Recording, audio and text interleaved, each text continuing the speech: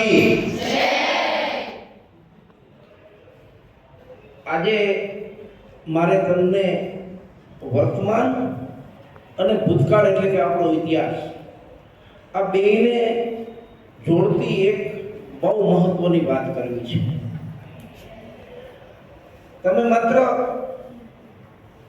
એક ઘટના જાણો છો કે 1965માં પાકિસ્તાન સાથેનું યુદ્ધ થયું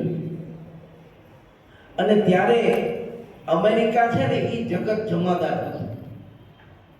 એટલે એ યુદ્ધના સમયે અમેરિકાએ ભારત ઉપર યુદ્ધ વિરામ માટેનું દબાણ કર્યું કે યુદ્ધ વિરામ કરો, નહીતર હું તમને જે અન્નનો પુરવઠો આપું છું એ આપવાનું બંધ કરીશ.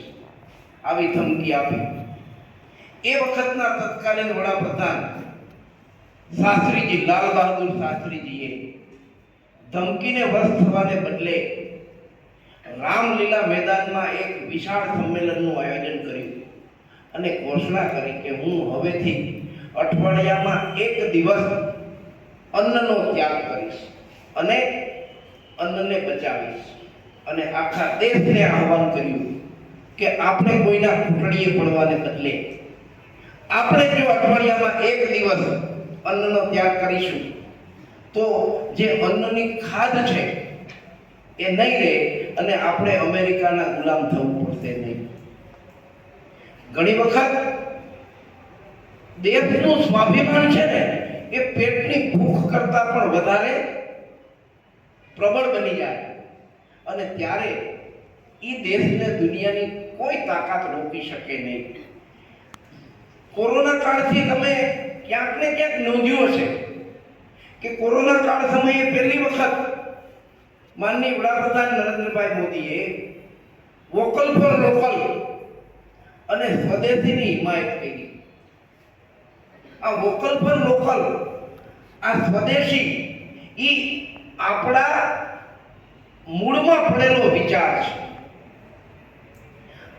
દુનિયાની કેટલી તાકાતો, કેટલાય આક્રમણકારો, કેટલાય યાતતાઈઓ એ આપણને દબાવવાનો, લૂંટવાનો પ્રયાસ કર્યો.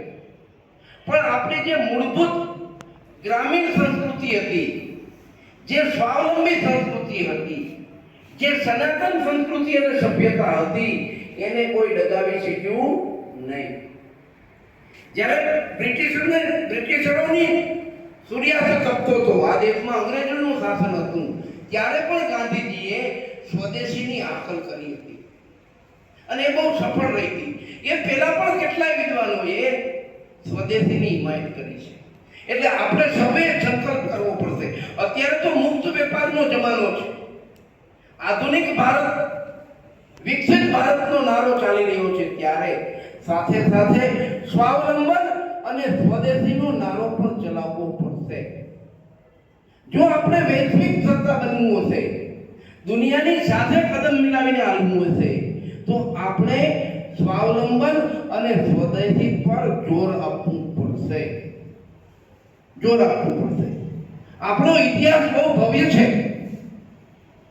પણ વર્તમાન સ્થિતિને ધ્યાને લેતા આપણે સૌએ રોજબરોજના જીવનમાં રોજબરોજની ચીજ વસ્તુ એક ગ્રાહક તરીકે ખરીદીએ છીએ, ત્યારે આપણે સ્વદેશી ખરીદવી પડશે. એની આખી સાયકલ છે. જ્યારે કોઈ વિદેશી વસ્તુ ખરીદીએ છીએ ત્યારે એનું આખું નિયમન એ કોઈને કોઈ વિદેશમાં જાય છે. આ મલ્ટીનેશનલ કંપનીઓ, આ બધી તમે જે જુદી જુદા પ્રકારની ઓનલાઈન બધી ખરીદીઓ કરો છો, એ કંપનીઓમાં મોટા ભાગની કાં તો મલ્ટીનેશનલ છે અને કાં વિદેશી છે, જે આપણા રૂપિયા લઈ જાય છે. આપણો પોતિકો વ્યવસાય, આપણા પોતિકા નાના મોટા ઉદ્યોગકારો, આપણા પોતિકા, આપણા ભાઈઓ, આપણા લોકો નાના મોટા વ્યવસાય લઈને બેઠા છે. એનું શું થશે એ વિચાર આપણે કરવો રહ્યો. એટલે મારી આપ સૌને આગ્રહભરી વિનંતી છે કે હું સ્વાવલંબી બનીશ અને સ્વદેશી સિવાયની કોઈ વસ્તુ ખરીદીશ નહીં.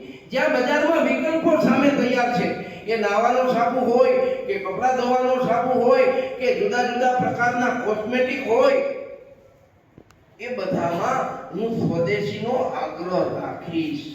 હું મારા દેશને મજબૂત બનાવવા માટે માટે પ્રયત્ન કરીશ. એટલે સ્વાવલંબી ભારત અને સ્વદેશી ભારત આ બેવના નારા સાથે આપણે તો અનુસરીશું, પણ અન્ય લોકોને, આપણા પરિવારના સભ્યોને, આપણા સગા સંબંધીઓને, આપણી આજુબાજુના પડોશના લોકોને, આ બધાને સ્વદેશી વસ્તુઓ ખરીદવાનો આગ્રહ રાખતા કરીશું. આ સિવાય આપણે આ વૈશ્વિક પરિસ્થિતિમાં ટકી રહેવાનું મુશ્કેલ છે. હમણાં ફરીથી પણ માનનીય વડાપ્રધાનશ્રીએ સ્વાવલંબીનો આગ્રહ કર્યો. વેપાર નીતિ સરકારની અન્ય દેશો હારે નક્કી થયેલી હોય, ડાયરેક્ટ સરકાર એમાં કંઈ કરી શકતી નથી, પણ આપણે પણ એક સરકાર છીએ.